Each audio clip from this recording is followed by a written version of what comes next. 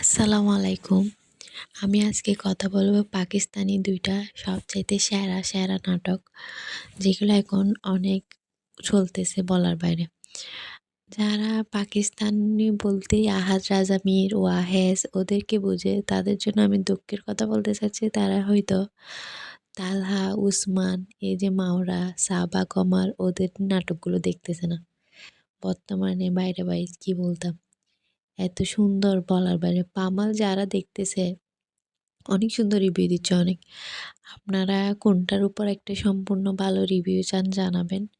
আমি অনেকদিন পরে একটা পেজের জন্য ভিডিও মেক করতেছি। আমি বলছি দেখি বলি বাংলাদেশ থেকে কারা কোনটা বেশি দেখতেছে, পামাল দেখতেছে নাকি জামা তাকসিম কোনটা একটা বুট হয়ে যাক।